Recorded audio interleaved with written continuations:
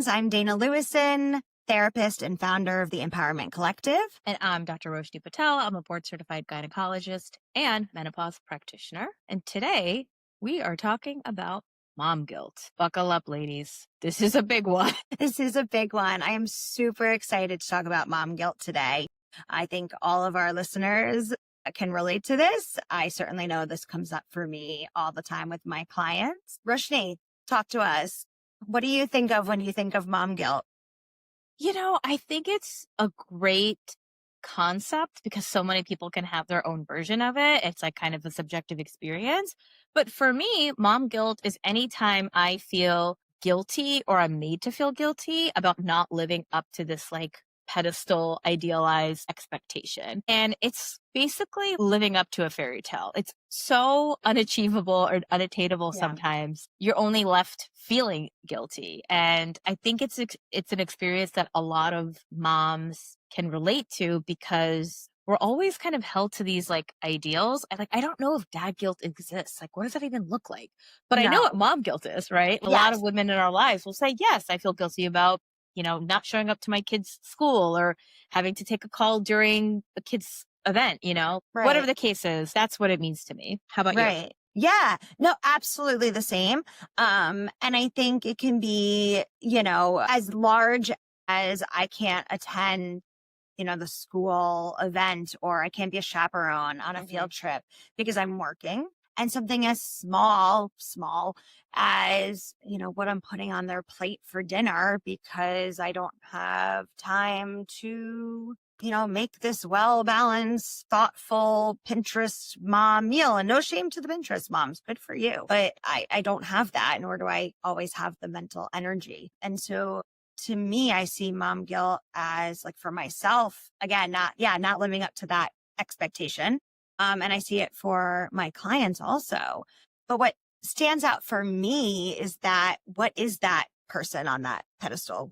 Who is that? And where did we come up with her? I'm convinced that, maybe it was invented by a man, or maybe it was invented by women to I don't know, keep us focused on maybe stuff that doesn't actually matter. Isn't it better for me to love and spend time with my kids for the time that I do have rather than make them this beautiful Pinterest dinner that they're probably not going to eat anyway? Right. And I don't know where this ideals come from, but it's been amplified and compounded and it hasn't gone away. I feel like it's actually getting worse. Yes, it's getting worse. So I actually have theories of where this comes from. And this I do present with my clients when they bring this stuff in. Sure. I think it comes from, multiple places. Number one, there's this expectation of, as women, of certain roles that we take on.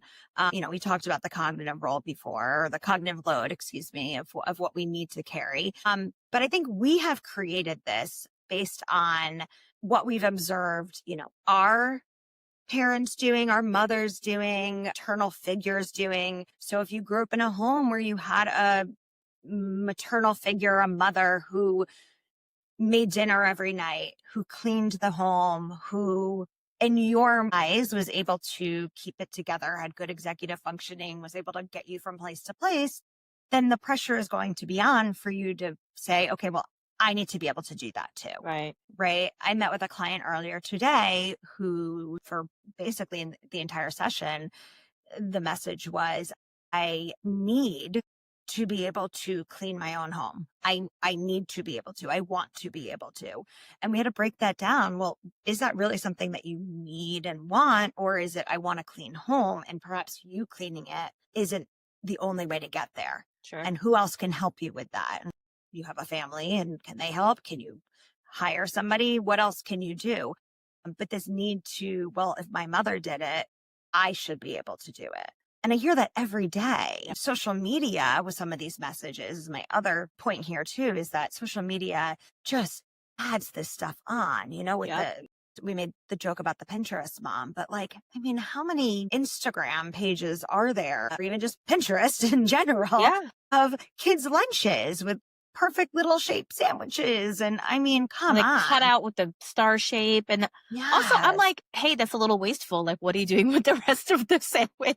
Eating it. That's your lunch. I'm eating it, Right. You're eating the inside. But that's high pressure. And if you don't have a good support system, if you don't have a good mom group of friends where you can laugh about that and be like, I just threw a bag of carrots, like the actual bag of mini carrots, into my kid's lunchbox because I didn't have time to take some out and put it into a Tupperware. If you don't have mom friends to joke about that with, and all you're looking at is TikTok and Instagram and whatever, and the message you're seeing is perfect little cutout star-shaped sandwiches, you're going to think you're failing. Yeah. And you really hit on something really important. I think a lot of our folks listening can relate to. It's that generational messaging, right? The female figures in our lives, moms, aunts, grandmas, and then societal messaging, especially in the form of social media, which is different because generations before us didn't have that. Generations after us will only experience life with that. So we're kind of in this interesting place where a lot of us may have come from families that had stay-at-home moms. So we saw it in real time, like whether or not your mom was happy is a whole other bag of tricks. And then we ignore our moms or whatever. And we hop on our phones and then we're seeing like the trad wife and the Pinterest and the lunchbox, like I want to call it lunchbox porn. It's not appropriate, but like Yes. it's it's seductive in a way. And I'm like, also, I'm like, my kid's not going to eat that. Like, I know what my kid likes to eat. I'm going to pack that every Yes. day and it's the same lunch. So be it. But that mom guilt piece, I think, is getting heavier because we're getting it everywhere. Before our eyes are even open, it's happening. Yeah. Also, you can teach your children to make their own lunch. I can't wait to do that. I'm so excited. I used to make my own lunch. I mean, they can make it. Also, I love it. My children were like, we don't want to buy lunch. We don't want to buy lunch. We don't want to buy lunch. Fine. So I made lunches every day. And then one day I was like, you know what, guys? I'm going to teach you how to make your own lunch. Guess who buys their lunch every day now? The kids. Yeah. Yeah. Because, right? So being able to change that narrative, I think is important. And recognizing that you don't have to, like that you called it lunchbox porn, because it really, really is. We don't have Because you to. want to watch it, but you're like, oh, I shouldn't watch it, right? Right. Well, because it's soothing. It's right? so soothing. But Yeah. so is somebody who's like, I don't know, an amazing painter and an amazing musician. That doesn't mean I have to go out and do that. Right. I can enjoy it for what it is. I don't have to then shame myself and be like, well, I Yeah, really that, should like- be playing the violin in a symphony orchestra today instead of working. Yeah. I mean, no. I don't know what it is about the like domestic messaging that hits really hard for us. Like when I'm thinking about this, like dad guilt, like if my husband saw something about like construction or whatever being handy around the house, he's not going to go start doing that tomorrow. Mhm. So there's something that's going on with messaging that women are getting, especially like straight women who are moms, that it's like, I feel like it's one step forward, two steps back. Like, and the lunchbox, porn, Right. the idealization of this mom, it's all this comparison stuff. It's like you said, if you don't have that outlet of humor or support, you're not going to break it down and realize that you're kind of trapping yourself. Right. Like touching base with reality. Mm-hmm. Like you don't need chickens in your backyard to be a good mom. You're okay. Your Right. children can have cereal for breakfast. You're okay. You don't need to give them a warm, hot lunch every day. You're okay. That there's balance to all of this. And not saying that you're doing anything wrong if you do have chickens. Like, cool. Yeah, I would love great. some fresh eggs. That'd be great. But I just think, right, the message of you have to do things, you should. And I think I mentioned this in one of our other recordings. Maybe I didn't, but my clients know the word should. You use that word in our session, I call you out on it. Yeah. It's made up. Anything you're saying should is that pretend woman on the pedestal that you've now created. And it comes from anxiety. Mm-hmm. And it's not real. So why are we trying to live up to her or live up to that made up person? Yeah, I like how you said that it's a made up kind of this construct, like based out of anxiety. It's like we can't accept that we're, I guess, like good enough as we are, that we always have to be striving. And I think that's also a common theme that runs in the messaging targeted towards women in general, right? Like you're not cute enough, pretty enough, skinny enough, like your eyebrows need to be whatever. Like there's just so much messaging that we are always a work in progress. Men don't get that. Men are just enough as they are. And I'm like, that would be so refreshing. Like, what if I started thinking that I'm just enough as I am? I feel like 10 pounds lighter, Yes. No, but instead the marketing is that you need to be 10 pounds later. Yeah. So in order to be happy. Right.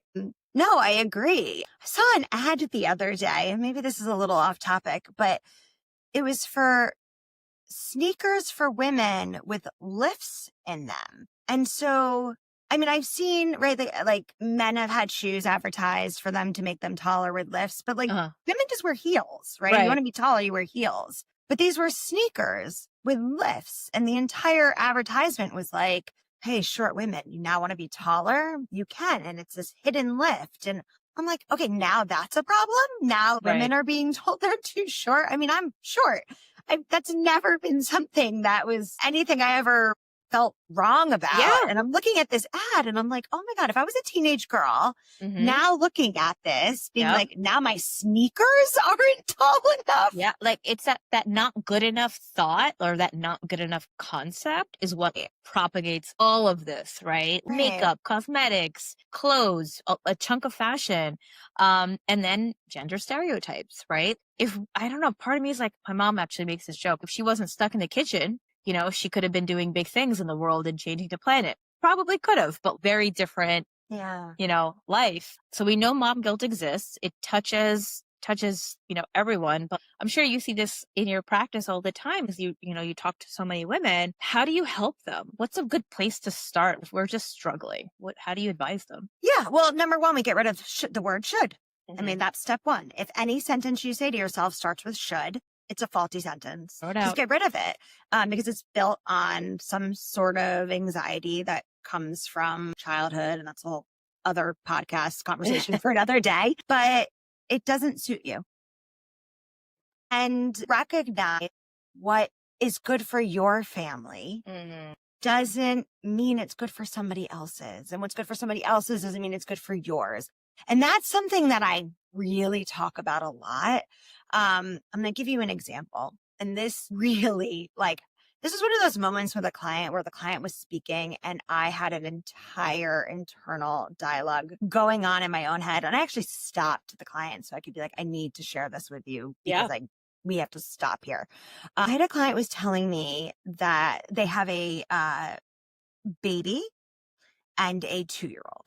And the client was talking about going out to dinner is very difficult right now Yeah. because toddler and baby, right? Yeah. And they're loud and they make a mess and da da da da da. And this must have come up with the pediatrician.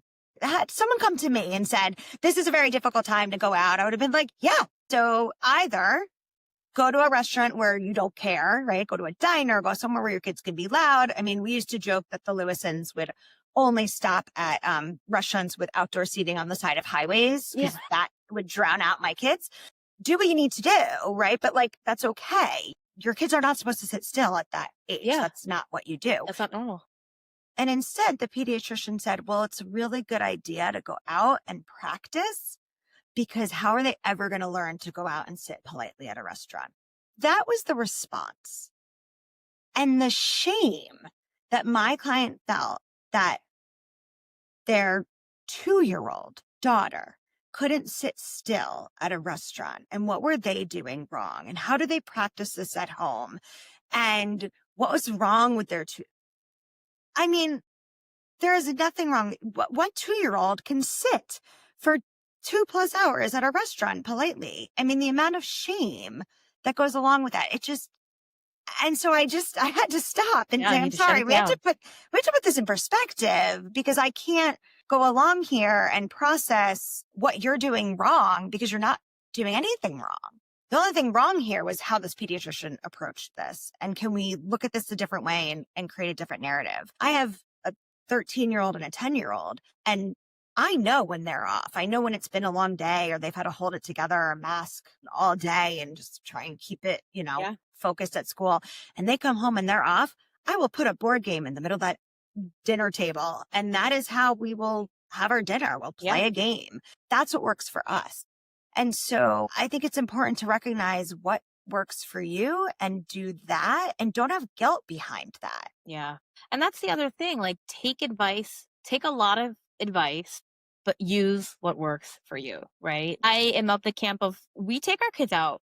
They're 3 and 5 and they're loud. And I have my little, like, we go to easy places. And sometimes they're allowed to make a mess and we roll with it, you know? Right. Because who cares? You're allowed to go out with your children Right. and they're Like, what do allowed you to be, they're not live? children. They're noisy.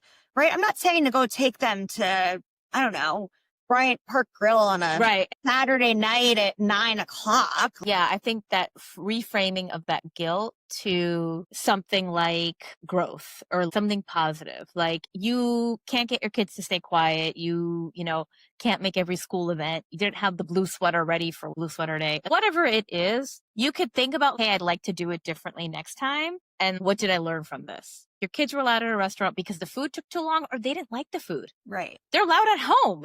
Or they can't sit still because they're children. And you Yeah, or like can't have go to that a place where they can like expectation. walk around a little bit and or bring, you know, I know it's an easy, you know, low hanging fruit. I have crayons in my purse all the time now, and they can doodle, you know, and we order fast, but it still happens. I have that little bit of like I feel it starting to simmer and boil when we're at a restaurant and my kids are starting to misbehave. But my husband, he's sitting back, he's thinking he might get an appetizer, and I'm like, what's the easiest, fastest thing, you know? And I'm like, wait a second. I also want my kids to see me enjoying. I don't want them to see me fretting and fluttering about trying to do all the things. That's a really energy expensive way of living. And then I want to reframe that because I don't want my kids to see that and then like, you know, repeat that cycle in their generation. You know, we're struggling with what we saw before us. Like we don't want to, you know, we want to break that generational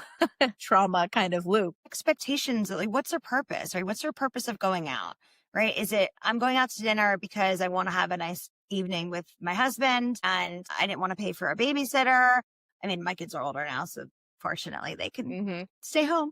But when they were younger, what was our intention? Were we going out so we could get a night out and we couldn't get a babysitter that night? And so they came with us? Or was it we want to get out because mommy doesn't want to cook dinner or Yeah. do another dish? And okay, so if it's the first one, if our intention is just to have adult time, bring a screen. It's Yeah. It's okay. okay. I mean, I am also so sick and tired of the message of you can't bring screens out for your child.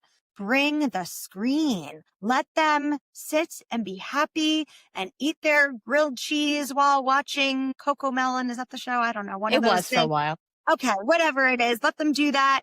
And then you and your partner can have a lovely dinner. Yeah. If it's, I want to get out as a family because we don't want to do dishes, great. We bring card games. We bring Yeah. things all the time when we go out. Yeah. Because, again, like it's hard. I have older kids and it's hard for them sometimes to sit there. And I mean, it's hard for adults sometimes to sit. Like that's fair. we started doing a lot of pizzerias because my little guy like loves cooking, and anywhere like a kitchen is remotely visible, he is like spellbound. He is like, what are they cooking? I want to help. And so like 20 minutes will go by and the food's out. Like it works. Awesome. Like, you have to find what works for you. That's, you know, so huge. And the more you find what works for you and then you see those like little micro wins, I think the quieter the voices get that should, right? I don't know Yes. if you see that too. Yeah. Because when it works for you and everyone, you walk away from that dinner where everyone's happy and Yeah. everybody wins. How can you feel bad about that? Yeah. But that, you know, to do that, you got to take that breath for reflection. And that would be my take too for this, for mom guilt. If you're combating mom guilt and whatever that looks like for you, take that little reflective moment and be like, why do I feel guilty about this? Am I in this comparison thing? Am I trying to live up to my mom's ideal or my mother-in-law's ideal? Or society's ideal. Why am I upset about this? You know, and that little micro moment that you take for yourself will start, I think, to really open up, you know, your ability to create your own experience. So that would be my 2 cents.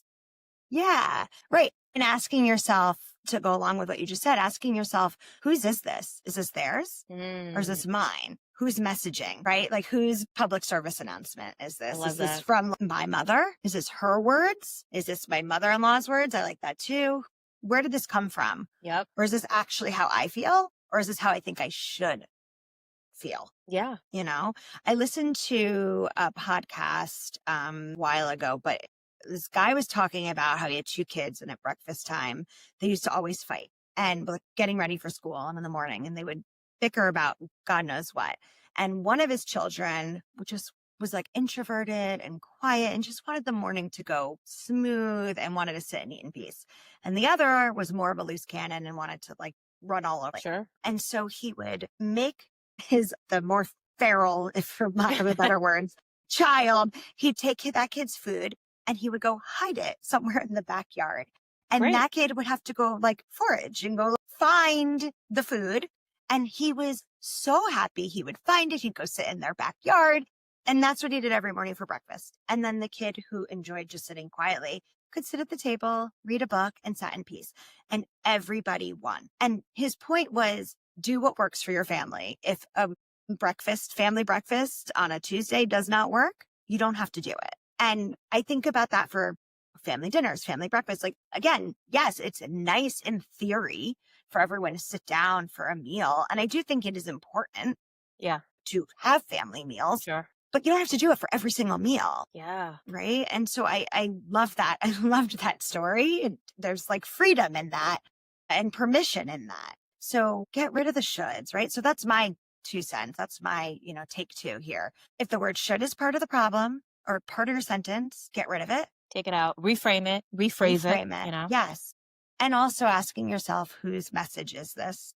Is this mine? Is this somebody else's? And we talked about this before, have people to check in with, so you can, guys, am I crazy for thinking this? Or my pediatrician said this. What are your thoughts on this? Yeah. But people who don't make their lunch boxes with beautiful like little cutout stars and people who are throwing the bag of carrots and like, people on your level and be like, that's the other amazing thing that I liked in that story you told. If we're willing to meet our kids where they're at, like, why can't we do it for ourselves? That is a great question. That's a great question. Maybe we should rename the title of this episode something along those lines. Yeah. Or we should, unpack that another time. Because mom guilt is a lot, it is. It's heavy. I feel like personally it's getting worse just from like how life is now. Yeah. And that micro pause, that just like second to reflect and think, is this yours? Is this mine? Why am I feeling this? Does this actually work for my family? Right. That's going to build some awareness and hopefully quiet the noise of the messaging. It is. And, let's add on some hormones and some perimenopause stuff on top of it. You're going to feel a little wacky some days. And that's okay. Right. We're only human. We're only human. We're only human. So I don't know about you, but I have to get back to work because I have a client waiting. Yes. There are no sick days. There are no sick days. So until next time, everybody. Yep. Or until the next catastrophe.